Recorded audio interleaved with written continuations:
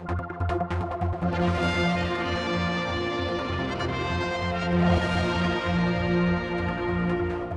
here at the memorial, of course, this brand new memorial that's been set up now to the 50 victims of the Summerland fire. I'm joined by Kathleen, who lost your mother. Yes, I did. Yes, and my auntie. And your yes, auntie. Yes. My dad got out, but my uncle was very badly burned, but he survived. You yourself were not No, there? I wasn't here. I was on holiday in Cornwall at the time. So we had a 16-hour journey to get home. No M5 in those days, you know.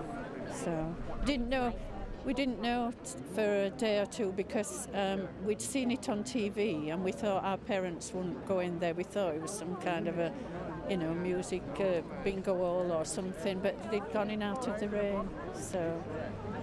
And my dad, my mum and my auntie, my dad had took his shoes off because his feet were hurting, new shoes, and he said, go on, you get off. They got on the stairs, and they were on the stairs when it just went into a wall of flame, and my dad dropped down over the banisters of the levels and got out. What can you take out of this today? It's been really moving. When it was my mum's funeral, I never cried. I could not cry. I don't know why.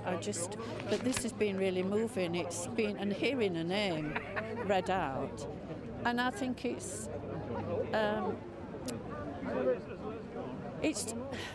been really good for me because I suppose people thought that it ought to have been done a long time before.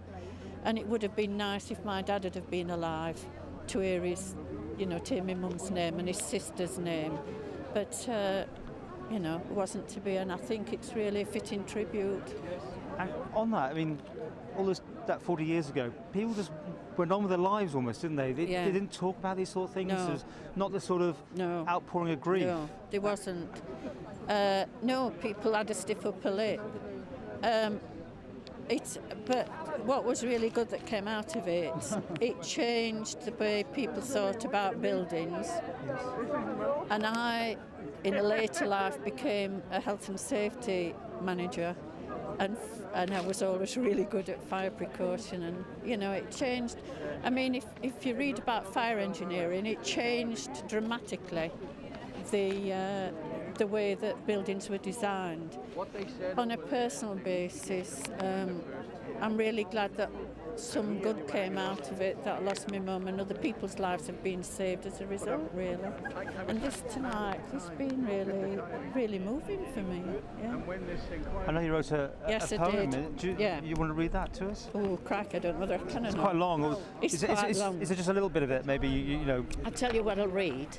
My mother was one of the victims. The goodbye I will always regret. How could I have known she would never come home? Her smile I'll never forget. And the thing was that my dad told me about the hearts of Manx people, about the people queuing to give blood. He told me everything about it, and I didn't write this till 1981. I was doing an English degree and I had to write a ballad, and it just poured out of me in about 20 minutes.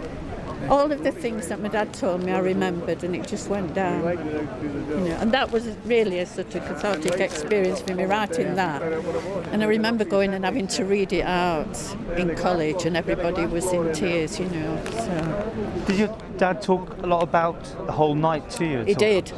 And he was really, he held a lot back about my mum and my auntie, his sister. But what really upset him was seeing people on that staircase being really in the flames. He he had nightmares for years and years and years. And of course in those days there was no counselling or, But he said that about girls on the staircase, And he got separated from his mother, his wife, right? Yeah. So he didn't actually ever... We never saw her again, no.